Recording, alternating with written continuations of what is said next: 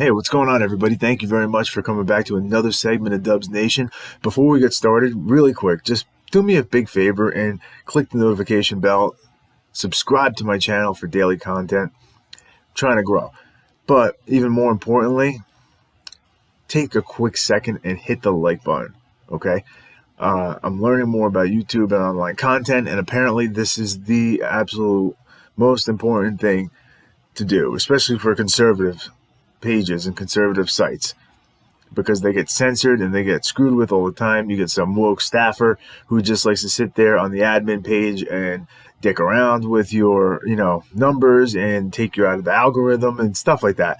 The only way we can fight back against these people is to like and share all the messages. So every time you're on somebody's page that you normally watch or you enjoy their content, or you just see them in passing, even just give a quick like on that page. That's the way we can go ahead and fight back against these people. I don't know if you guys watched Ladder with Crowder, Steven Crowder. He does these things every so often. He'll live stream an event and he'll have his own commentary. He'll weigh in on different portions of that particular thing, whether it's the RNC or the Oscars. He did one for the Trump town hall, no problems. Does it often. He did it for the Biden town hall last night, and within 2 minutes into the whole thing, YouTube cut him off immediately for copyright infringement. Copyright infringement, even though it was bogus. And then the way YouTube works is they go ahead and nobody answers or gets back to you, and then finally they'll get back to you and they'll say, "Oh, it was just a system error. You can go ahead and start your stream over now." But 2 hours had passed at that point, and the town hall was over. So you lost all that, lost all that revenue. This is for people that actually make money on YouTube. I don't make any kind of money or anything like that, but I'm more focused on just getting the message out there. That's the main thing. So let's do that, guys. Let's fight back against these people. Okay. End of intro rant. Let's get to the big news of the day. And by this point, it's confirmed. 100%. 100%. 2020 was preordained to be crazy. It was preordained to be a consequential year. It was preordained to be tugging at your emotions. As if we didn't need any more political turmoil and acrimony in 2020, unfortunately, Supreme Court Justice Ruth Bader Ginsburg died from cancer complications. Anybody that is somewhat up on politics and current events knows who Ruth Bader Ginsburg is. If you don't, she is a long-standing Associate Justice of the United States Supreme Court. She was appointed by Bill Clinton in 1993, and by all standards and definitions, she really was a consequential figure. She was, as people like to say, a trailblazer. That's just the truth of the matter. It's just she was the second woman ever appointed to the Supreme Court of the United States, the first being Sandra Day O'Connor. But Ginsburg was known, she was famous for being the far left anchor of the court. And so it's this really throws a monkey wrench into everything, because now something that wasn't a hot button issue and that was kind of on the back burner gets thrown into the fire now. So it's just one more big issue for people to come out and be passionate about or not so passionate about is there. So the Supreme Court is so important because it is the highest court in the land, okay? For those of you that don't know, we have three branches of government: the executive branch, the legislative branch, and the judiciary. All three are meant to have checks and balances upon one another. Okay, the judiciary has some control over the things that the executive branch can do sometimes, and the executive branch can veto what the legislative branch can do. Legislative branch is the only branch that has the power to actually write law and sign them and pass them into effect with the president's signature. So the judiciary is obviously an important check and balance, and the Supreme Court is the top court in the country. Okay, once you get to that Supreme Court, there is no other avenue for you to go. There is no other route for somebody to take. Once they appeal to the Supreme Court or whatever the reason is, whatever the case is, and it could be anything. Once the Supreme Court rules on something, that is it. That's it. That's just the way it is, and that's it. You're not gonna, and then it'll more than likely become what's called precedent, and the courts that follow, the justices that follow on the court, will then follow what was done prior to them. If that makes any sense. So what rulings that were made 50, 100 years ago, the justices now will follow that pattern. They may deviate a little bit here or there based on certain subjects. It can get a little complicated. But the point is, now this is bringing such turmoil because now it leaves another vacancy on the Supreme Court for Donald Trump to fill, potentially. And this would be a big one, because it's not like it's a swing vote being replaced. As everybody knows, if you don't, Donald Trump already got 2 appointments to the Supreme Court. That's a lot. That's a lot for 8 years. That's a lot for 2 terms. He got 2 appointments in 1 term. This could be his 3rd in 4 years. That's incredible. In fact, I don't know when the last time that's happened. I would have to look it up. This would give the court a solid conservative foothold. It would be solidly conservative, because at this point it's still up in the air, because Chief Justice John Roberts is like a flip a coin type of guy, and you have no idea where he's going to land on certain issues. He's not a conservative. I wouldn't say he's not a leftist. He's not a Ginsburg.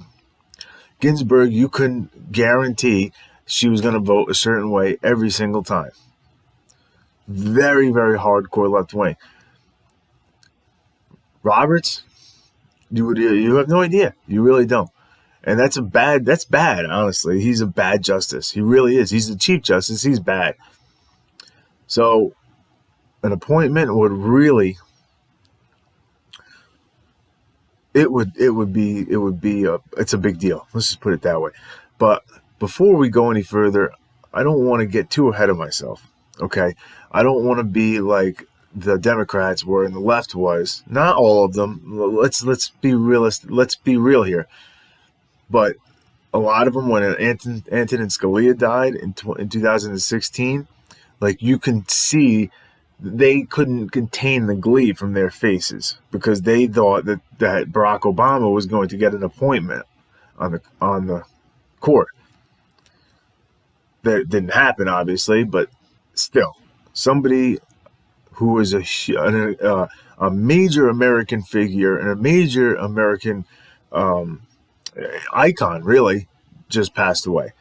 Now, I just want to talk about her for just a little bit. Like I said, she was appointed to the Supreme Court in 1993 by Bill Clinton. And even when I didn't know, she just passed away. She's 87 years old. And she's been fighting different bouts of cancer and other types of medical issues for like 15 years now. I mean, she. Even when I didn't know anything about politics, and I just knew who she was, I just knew her name. I still had respect for that woman, and I do now as well, because she was a tough old bird. She really was. She really was. And I disagreed with literally every single thing she did and had to say. 100%. I I really disliked a lot of the things that she did. I dislike a lot of the things she stands for, and I dislike. And I'll show you something that she said even on her deathbed. Why I didn't like it, but I do. I respect her. She was a tough woman. 87 years old. She beat multiple forms of cancer. I mean, falls and infections and all different kinds of health problems, and she still got up and went to work every single day, stayed on the court, and Democrats even were pressuring her to retire towards the end of Barack Obama's second term so they can get a smooth appointment in her spot. You know what I mean? Because obviously they know she's getting up there in age, and they're not. At that point anything can happen. So they wanted her to retire so they can get a clean appointment of somebody that's younger but will vote exactly the same way that she does, so they can maintain their hardcore, strong liberal presence in her spot. And she wouldn't do it. She didn't want to retire. So let me just read this for you. This is from the Daily Wire. Associate Justice Ruth Bader Ginsburg died this evening surrounded by her family at her home in Washington, D.C. due to complications of metastatic pancreatic cancer. She was 87 years old. Justice Ginsburg was appointed to the Supreme Court by President Clinton in 1993. I already said that. She's the second woman appointed to the court. Children, grandchildren. Justice Ginsburg was born in Brooklyn, New York, March 15, 1993. She married Martin D. Ginsburg in 1954. She received her BA from Cornell University, attended Harvard Law School, and received her LLB from Columbia Law School. She served as law clerk to the Honorable Edmund L. Palmieri, Judge of the United States District Court for the Southern District of New York from 1959 to 1961. From 61 to 63, she was a research associate and then associate director of the Columbia Law School Project on International Procedure. She was a professor of law at Rutgers University School of Law from 1963 and 1972, and Columbia Law School from 1972 to 1980, and a fellow at the Center for Advanced Study in the Behavioral Sciences in Stanford, California from 1977 to 1978. In 1971, she was instrumental in launching the Women's Rights Project of the American Civil Liberties Union and served as the ACLU's General Counsel from 1973 to 1980, and on the National Board of Directors from 1974 to 1980. She was appointed a judge of the United States Court of Appeals for the District of Columbia Circuit in 1980. During her more than 40 years as a judge and justice, she was served by 159 law clerks. Holy smokes, that's a lot of clerks. While on the court, the justice authored My Own Words in 2016, a compilation of her speeches and writings. Okay, so that was her. That is some damn resume. My goodness, it was. So she is, she'll go down as a historic figure for, number one, for all of her accomplishments and achievements right there, and number two, her strong position, a strong radical left-leaning positions on the court, and just for being, like I said, a tough old bird. So, nobody ever likes to see anybody lose a loved one or lose their life. It's sad, and I like to think that, I hope that people on the left do the same, but I don't think you see them losing their integrity more and more. You know, like if somebody that they did not like passed away today, they would be very happy. I'm not happy that Justice Ginsburg passed. I mean, I disagreed with her on everything, like I just said, but I don't. I would have been just fine. I would have been much better off. I would have been much happier if we just continued through the election and she remained in her spot, and and that's it, really. But this is what happens. So, where does it leave us? Like I said, a vacancy on the Supreme Court that needs to be filled. It does. It needs to be filled. There's supposed to be 9 justices on the Supreme Court. So it's an odd number, and you have a swing vote or an odd number of votes, so that there can be a majority and a minority. A court with 8 often can't get things done because they'll be evenly split. Without a majority, a decision can't be rendered, and it'll get sent back down to a lower court, or it'll just get lost in the fray. Who knows?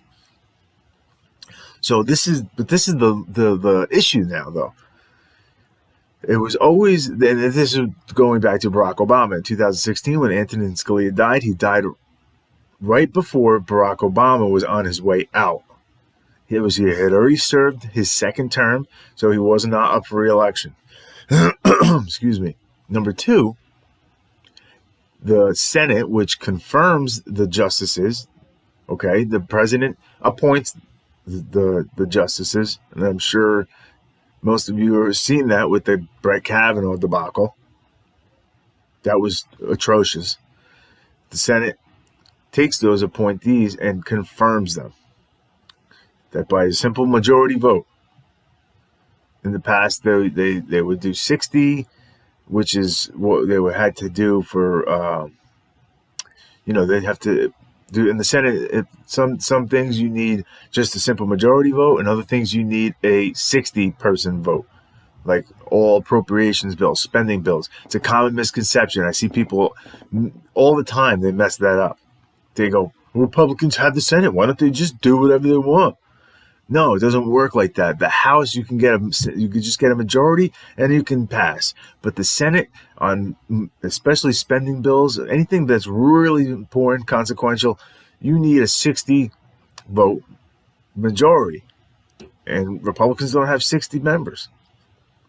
And Democrats never break from the line. Never. Ever, ever, ever. So what happened was Scalia died right before Barack Obama was on his way out, and the Senate was a Republican-held Senate, not a Democrat Senate. Okay, so Barack Obama was a Democrat, Republican, and the Senate was Republican. Barack Obama was not going to be reelected because he couldn't be. He wasn't running. So it was always long-standing Senate procedure when that particular incident took place, when the stars aligned and that type of thing happened, a vacancy needed to be filled on the court. The president was about to leave, and the Senate was of an opposing party. No appointments would take place. No confirmations would take place within the Senate. And that is what happened. Barack Obama nominated Merrick Garland for the Supreme Court, and the Republican Senate didn't vote on him. And we all know what happened after that. Democrats were like, "Oh, it's all right. Hillary will win anyway, and she'll put him on, put him in, and we'll take it from there." No, Trump got in, and that was that. So now here we are on the eve of another election, but with different circumstances. Trump is up for re-election. The Senate is the same party as the president, Republican and Republican.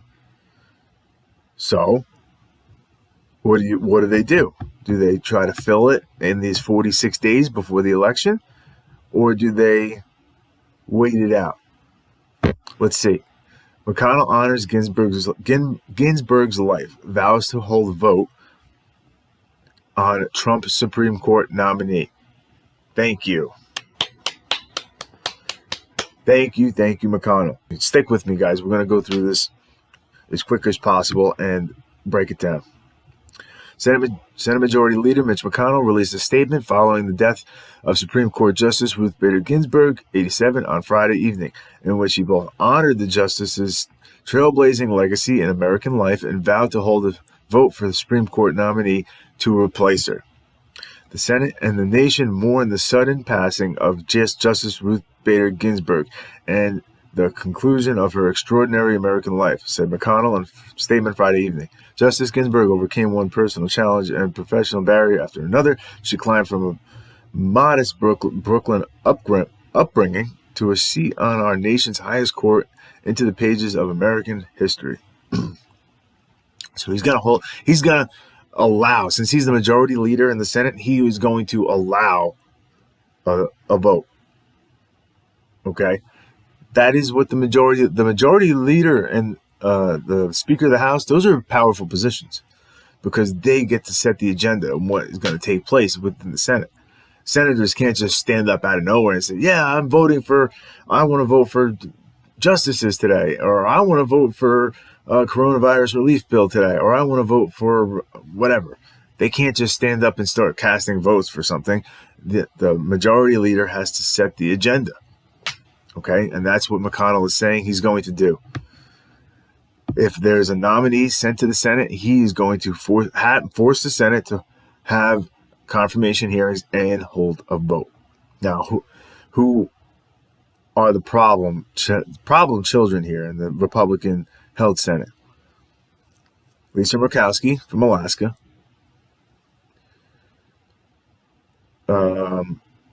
Mitt Romney, of course, from Utah.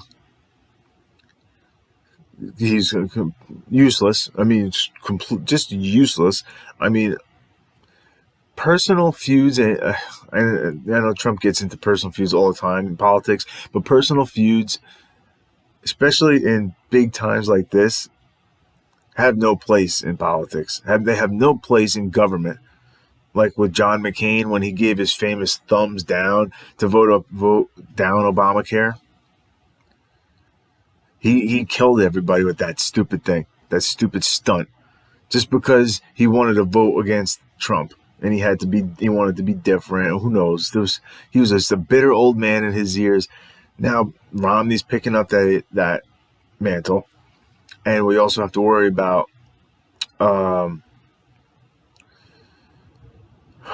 Maine. We have to worry about,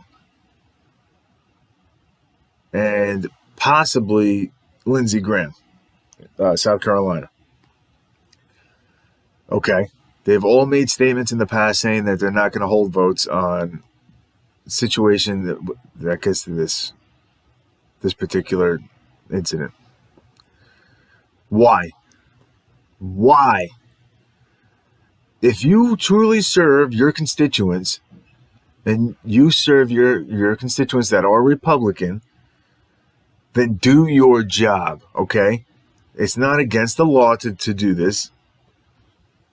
It's not against the law. It's not against any kind of Senate, tradition or rule to not appoint a judge. And let me tell you something. If you are going to lose an election because you're going to do your job and appoint and confirm a Supreme Court justice, then let me tell you something. Maybe the people in your state need a little bit of a damn wake-up call. Okay, some of these places I just don't get. Why? I don't know. So anyway, it's going to be really, really crazy soon because I'm going to show you why. It's going to be very crazy because this is going to be just another thing that's thrust into the spotlight. It's not now, it's the riots, police incidents, the supposed racism, coronavirus, and now here we are with a vacancy on the Supreme Court. And if you thought the Kavanaugh hearings were bad, wait till you see these. We don't know who Trump's going to, nominate yet, but we'll see. soon. Now, this is what I was talking about Ruth Bader Ginsburg and just disagreeing with everything this woman said. Everything. So apparently, Ruth Bader Ginsburg, on her deathbed, said to her granddaughter, and I quote, NPR reported that Ginsburg dictated to the following statement to her granddaughter, quote, "My most fervent wish is that I will not be replaced until a new president is installed." Are you kidding me? The gall. I mean, listen. I know what I said about the. She's an iconic, trailblazing figure. She was. That's just the truth. She was, despite her views. But still, the gall on this woman to think that she can demand that one of the most important American institutions that the country has cannot be staffed, cannot be maintained at her wish, at her behest. Oh, no, out of respect for Justice Ginsburg, we can't fill the seat because she doesn't like Donald Trump. Get the hell out of here. Well, we're going to let it sit with 8 members? Why? Because you want to be replaced by somebody that's as left-leaning as you? No, I'm sorry. This is not how it works. The president today is Donald Trump. The Senate today is a Republican Senate. I would probably be upset if the shoe was on the other foot, but it would just make me go out. It would just make me. That's the way our system works, and that's bottom line. That is the bottom line. Okay? Now, who or what is going to really happen? I mean, nothing starts until Trump actually sends a name to the Senate. And we just got our answer.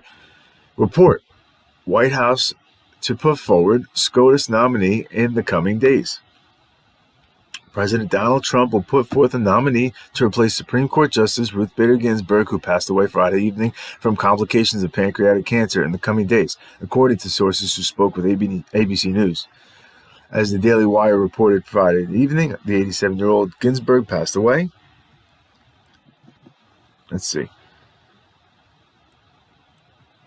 Speculation turned immediately to the vacancy left in the court as a result of Ginsburg's death, as well as to whether the president and Senate Majority Leader Mitch McConnell would fulfill their promise to nominate a potential replacement immediately and begin Senate confirmation hearings as soon as possible, despite the looming presidential election. They did say they were going to do that. President Donald Trump is expected to put forth a nominee to fulfill Ruth Bader Ginsburg's seat in the coming days. Multiple sources close to the president and with direct knowledge of the situation told ABC News. Okay. And here it is. I knew it would be no time at all before the Democrats brought up Merrick Garland. Excuse me. Senate Minority Leader Chuck Schumer tried to get out ahead of the president's plans Friday night, suggesting that the White House stick to the so-called Merrick Garland standard. See, like I was explaining before, but the circumstances are not the same. And then, surprise, surprise, they put out this Ginsburg's dying wish claim. Now, do I truly believe that Ginsburg said that on her deathbed? I'd say 50-50. I'd say I believe that she said that on her deathbed as much as I believe that the left and the family would agree to say that she said it too. And that's not any disrespect to a grieving family. They're political activists. They are. They are politicians. They're politically active people. You're not going to tell me somebody with that kind of stature is not